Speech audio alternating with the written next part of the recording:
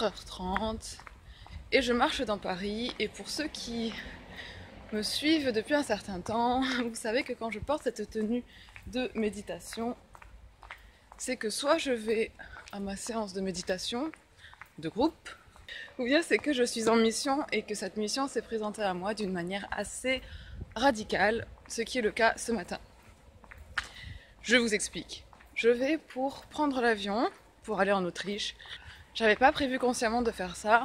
Commençons depuis le début. Je devais avoir un rendez-vous prévu le 25 mai, et aussi bizarre que cela puisse paraître, ce rendez-vous en fait quand je vais pour télécharger l'invitation à présenter pour pouvoir accéder à ce rendez-vous, je me rends compte que ce rendez-vous est en fait le 23 mai.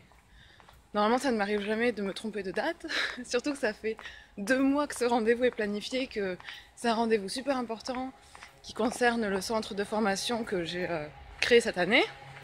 Donc c'est un rendez-vous avec un organisme gouvernemental, donc ça veut dire que quand on rate ce rendez-vous, normalement on n'en a pas d'autres et normalement c'est terminé, on ne peut plus avoir de partenariat ou de collaboration avec cet organisme. Donc je sais pas ce qui va se passer, mais en tout cas j'ai envoyé un email d'excuse pour dire que j'avais simplement noté une autre date de ce rendez-vous, mais je suis quasi certaine que c'était le 25 à la base et que je ne sais pas pour quelle raison la date s'est présentée au 23. Enfin, dans tous les cas, je suis revenue de Cannes exprès en fait le 21 parce que je savais que j'avais ce rendez-vous donc dans ma tête le 25. Il se trouve que ce rendez-vous-là finalement n'avait plus lieu et donc sur le moment je me dis zut, qu'est-ce que je vais faire? J'étais à Paris exactement pour ce rendez-vous. Donc voilà, mon planning change parce que je sais que je ne pourrai pas aller à ce rendez-vous et que je ne sais pas ce qui va se passer par rapport à mes projets avec l'organisme de formation qui allait dans ce sens. Dans tous les cas, quelque chose de parfait va se passer puisque les choses sont toujours placées d'une manière parfaite. Depuis Cannes, je rêve d'avoir un temps pour me reposer, puis je me rends compte qu'en fait... Enfin, c'est même pas que je me rends compte, c'est je sais que j'aurai pas ce temps-là pour me reposer comme j'imagine. C'est ça. Je fais une pause et je continuerai après, parce que j'aimerais pouvoir avancer plus vite pour arriver jusqu'au RER pour aller à l'aéroport Charles de Gaulle. À plus tard.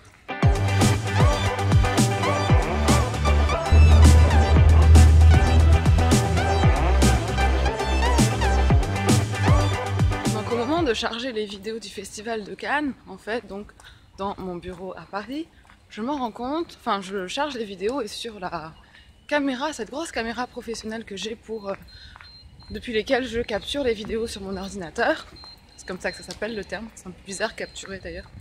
Bon, et donc là je vois une fourmi noire géante en fait, en train de marcher tranquillement sur la caméra, chose qui sort absolument de nulle part puisqu'il n'y a pas de fourmis chez moi, enfin vraiment elle sortait de nulle part, et qui plus est des fourmis géantes. Voilà, donc elle était toute seule, une fourmi noire géante qui marche sur cette caméra. Et en la voyant, je savais qu'elle représentait une synchronicité de niveau 1. Quand je dis synchronicité de niveau 1, je parle en fait des niveaux de synchronicité dans la formation de réjuvénation intégrale que je réalise avec 9 autres scientifiques. Je mettrai le lien d'accès dans la barre d'information qui passera au-dessus de ma tête ou sous cette vidéo dans la chaîne YouTube Mariam Pétale. Et donc je vois cette fourmi et je sais qu'elle représente un niveau de synchronicité 1 dans le sens où elle est un message pour moi. Et le message c'est Mariam, tu crois que tu vas te reposer, mais c'est rien, ce n'est pas du tout le cas. Cette fourmi-là te montre que tu vas devoir travailler et que c'est une phase pour toi de travail. La fourmi étant une grande travailleuse et qui plus est là, le fait qu'elle était noire et géante, ça appuyait cet aspect symbolique de ma vie actuelle. Donc voilà, je vois cette fourmi et je sais très bien que je rêve de pouvoir me reposer parce qu'il faut savoir qu'au Festival de Cannes, c'était hyper intense. Il fallait se lever à 7h le matin, travailler toute la journée, tout le soir, la nuit jusqu'à minimum 2h. Et à 2h du matin, du fait que vous savez, si vous me connaissez depuis un certain temps, que je médite tous les jours au minimum 3 heures et que c'est quelque chose, c'est une discipline qui est juste... Enfin, c'est une discipline de base dans ma vie. Il y a pas 2 jours où je ne médite pas, enfin tous les jours je médite au minimum 3 heures. Donc ça veut dire qu'après ces 2 heures-là, il restait encore le travail de de sauvegarder les vidéos enregistrées pendant le festival et donc de méditer mes 3 heures minimum. Ce qui fait qu'en réalité, je dormais... Enfin, je m'allongeais pas ou très peu. Enfin voilà, on ne peut pas vraiment parler de dormir. Je dormais peut-être 1 heure ou 2 heures, sachant que le travail là-bas était très intense. Porter des équipements, marcher, courir, se dépêcher, etc. Enfin, pour ceux qui connaissent ce que c'est que le Festival du film de Cannes, qui est le premier festival, le plus grand festival au monde, vous savez de quoi je parle.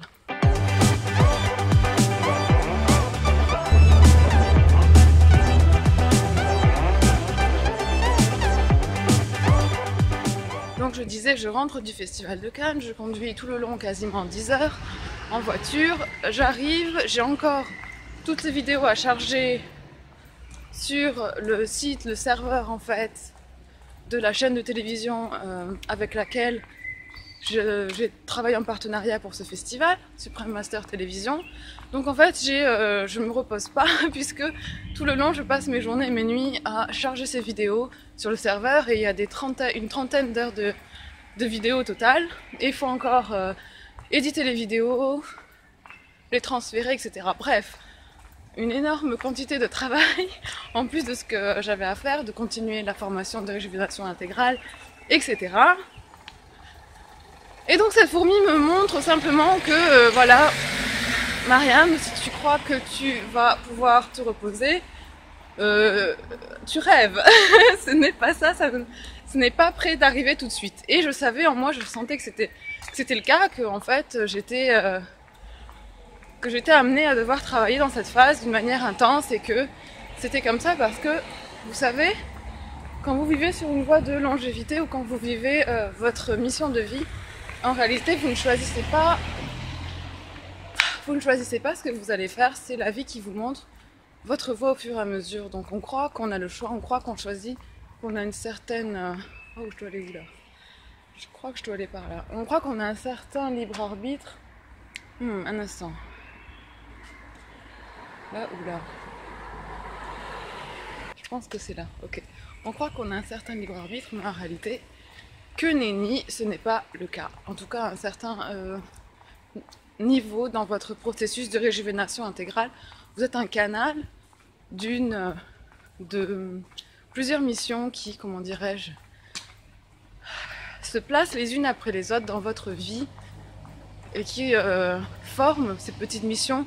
Enfin, ces petites, ce ne sont pas des petites missions, mais en tout cas, ces étapes qui sont des projets ou des missions ou des actions qui se placent les unes après les autres, représentent tout ensemble les parties ou les pièces de puzzle de votre mission de vie. Voilà. En gros, voilà, vous avez telle mission qui vous est donnée, vous avez le choix de dire oui ou non, mais si vous dites non, qu'est-ce qui se passe? Et c'est pour ça que là, je suis en train de marcher vers cet aéroport à 4 h du matin, alors que j'ai réservé le vol il y a 3 heures, et que donc j'ai dû faire mon sac et que je ne savais pas du tout que j'allais faire ça à la base, c'est que quand vous refusez cette mission qui vous est donnée et qu'elle est claire, et que c'est une évidence que c'est dans votre voie et dans votre mission de vie, parce que les signes et les synchronicités sont là et sont des messages évidents, ben si vous refusez, il se passe ensuite des challenges et des conséquences qui sont beaucoup moins agréables, pour ne pas dire ultra désagréables, dans votre vie. Donc je vous conseille de suivre votre intuition. J'ai plein d'exemples que je pourrais vous donner des moments où je n'ai pas suivi mon intuition. Et bien dans ces cas-là, qu'est-ce qui se passe? On a soit des challenges de santé, soit des challenges financiers, soit des challenges de plein d'autres ordres possibles, relationnels, de communication professionnelle, spirituelle. Voilà. Donc je fais une pause pour trouver l'entrée du RER. Je reviens à vous dans un instant.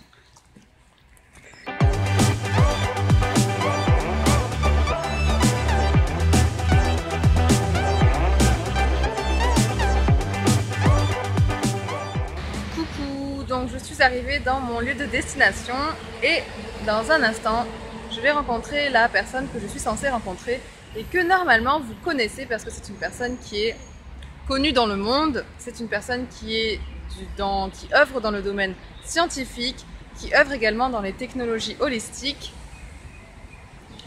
et plus précisément dans la technologie solaire.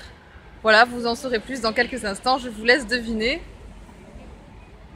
En tout cas, pour l'instant, moi, je me repose sous des arbres magnifiques, comme voici. Voilà.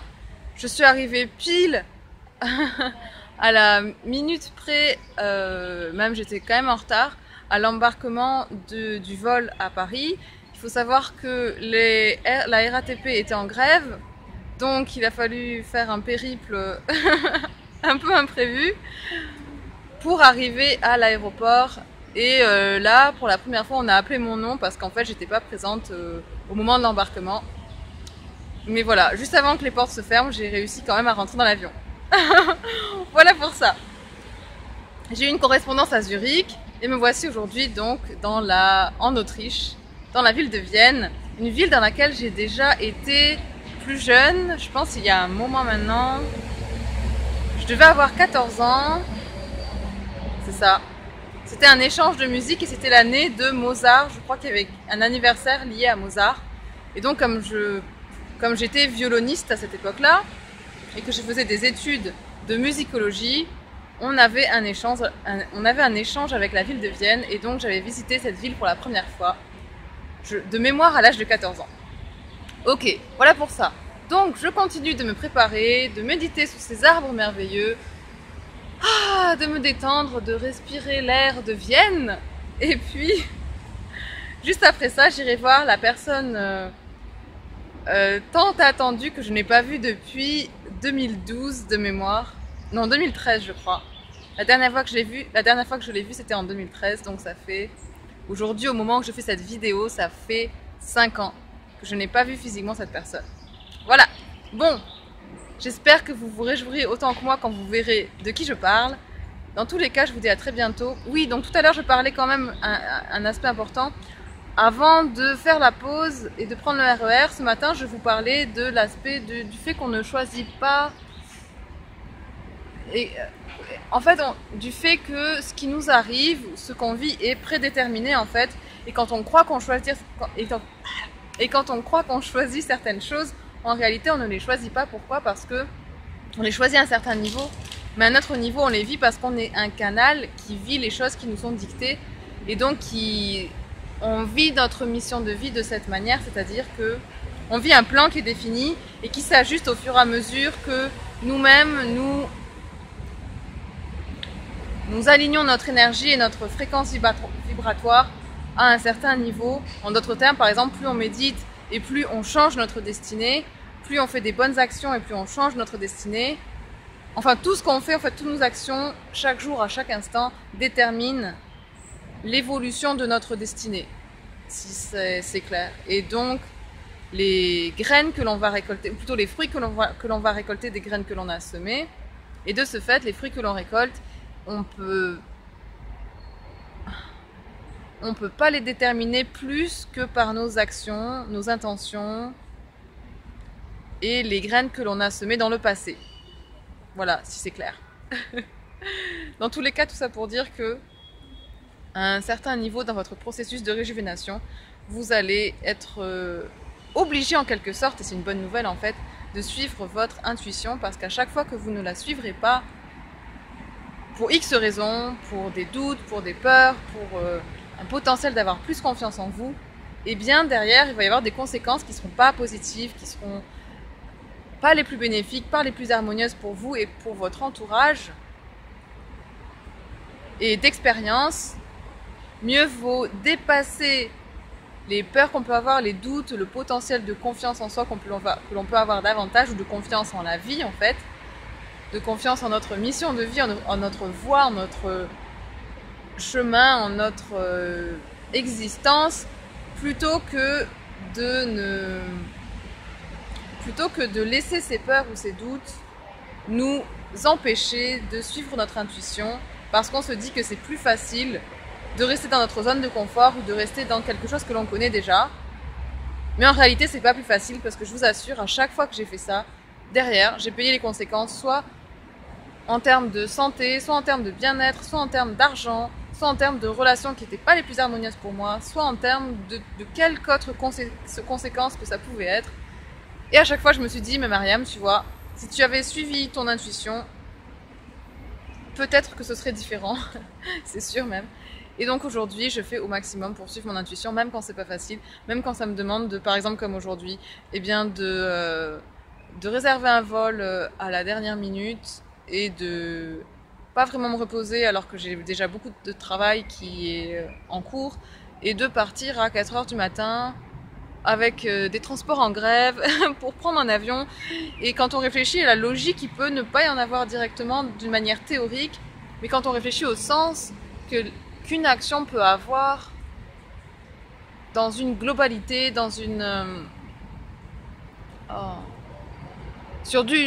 peut-être sur un terme plus long et un niveau plus global, eh bien on se rend compte que cette action-là est importante. Pour moi, de voir cette personne aujourd'hui, je sais que c'est important, aussi bien pour moi, on pourrait dire, mais aussi bien pour le projet, l'œuvre, la mission que j'ai choisi d'exercer actuellement et l'impact que ça a. Et évidemment, enfin l'impact, voir cette personne a un impact qui est beaucoup plus grand que ne pas la voir, parce que la connexion avec cette personne sert l'humanité davantage que s'il n'y avait pas cette connexion à ce moment précis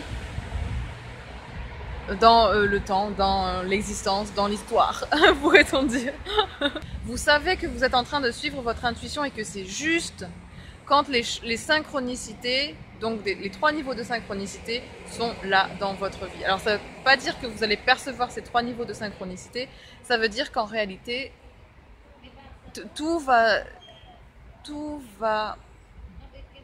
se manifester d'une manière tout à fait logique et cohérente. Exemple, quand j'ai réservé ce billet d'avion, au moment où je savais que je devais partir, que je devais partir parce que tout se mettait en place de cette manière, c'est-à-dire que mon rendez-vous qui était planifié, eh ben, il s'est retrouvé annulé d'une manière que je n'avais pas prévu consciemment, en tout cas, voilà, je n'avais pas prévu consciemment.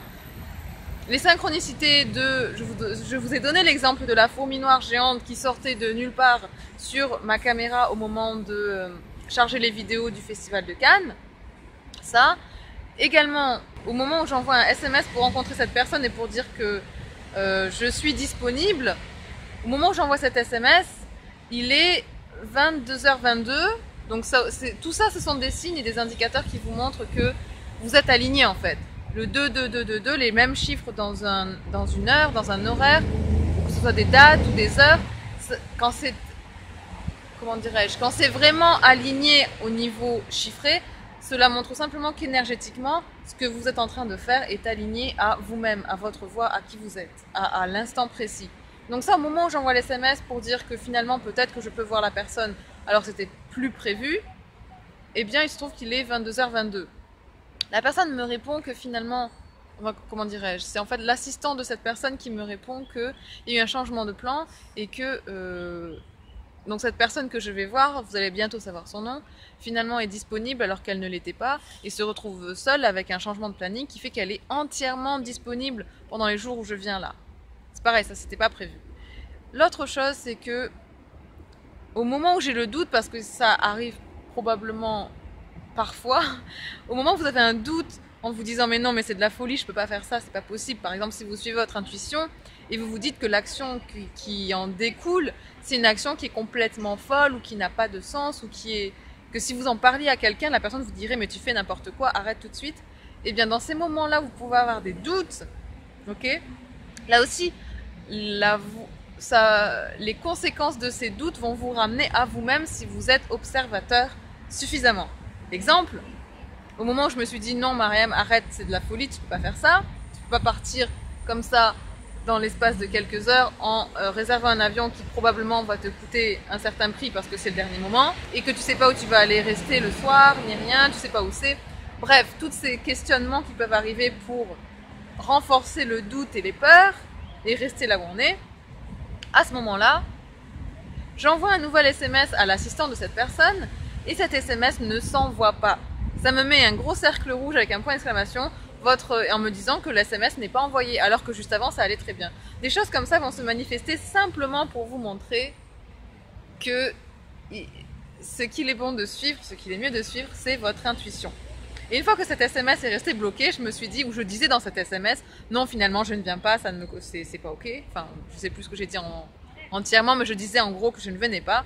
Et bien l'SMS n'est pas passé, n'a pas été envoyé.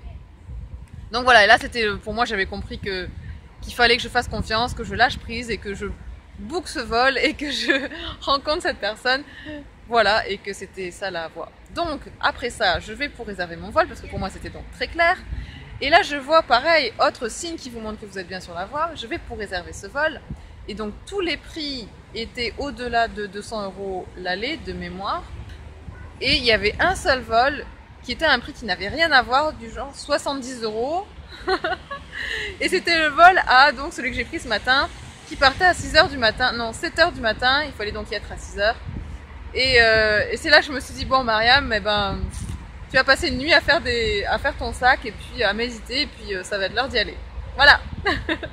Je savais donc que j'allais garder ma tenue de méditation, c'était quasi clair. Et voilà, pour l'histoire, quand vous me voyez avec cette tenue de méditation, vous savez que ça veut dire deux choses. Soit que je suis en train de méditer assise, soit que un événement a fait que j'ai dû sortir de ma méditation en mode urgence et partir direct, et que donc je ne me suis pas forcément changée.